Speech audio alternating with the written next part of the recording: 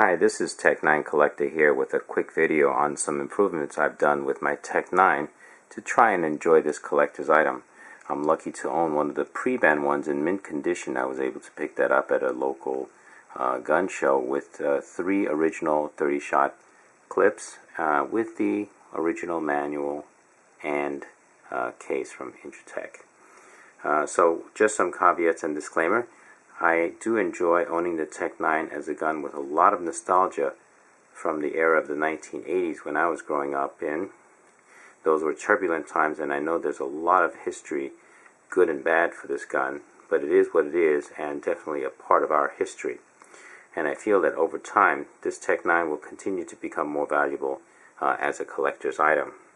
So to that extent, I want to enjoy my Tec-9 as a functioning gun, not just a display item. So I wanted to go over some quick improvements which I think will address a lot of issues with this gun.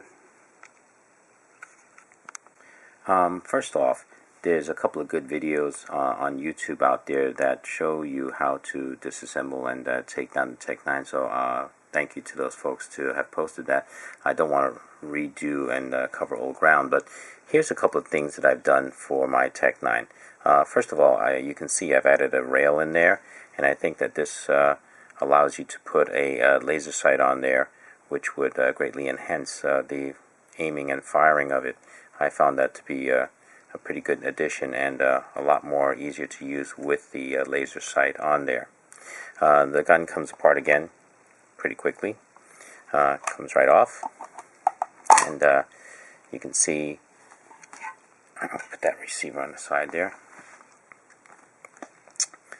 In the back, you take the coin, turn that right off, and a couple of things that I would say in terms of making the Tec-9 work better. Number one is to keep the gun clean and well lubricated. I've tried to do that, and you notice that this is a pop this one out. And this is a receiver with C-clamps on both sides. So you'll notice, first of all, that it doesn't come apart. So there's a clamp on this side and this side, and it stays in the compressed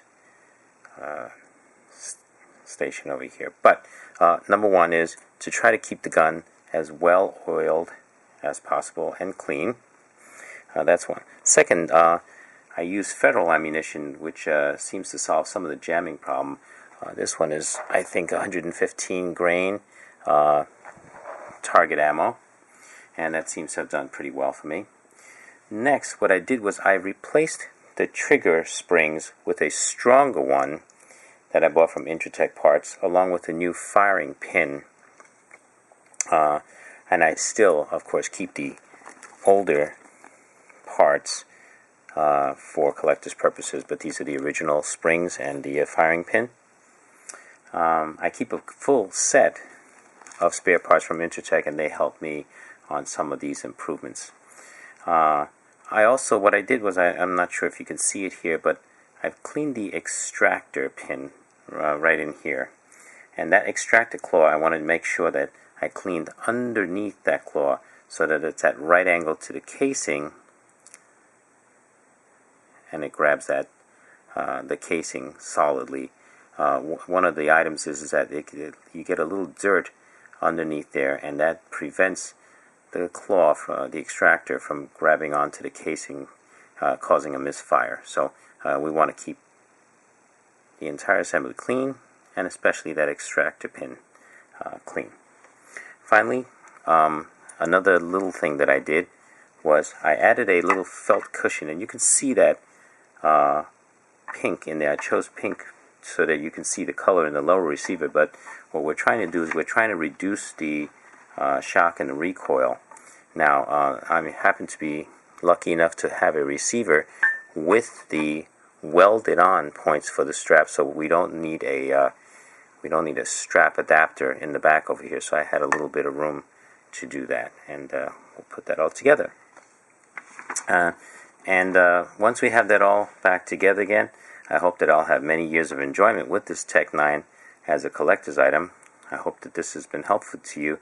Please email me if you have any other suggestions. All of this goes back pretty quickly and easily. I'll put that back in here. The pin goes back in here. Slide that back in. Put the cover back on.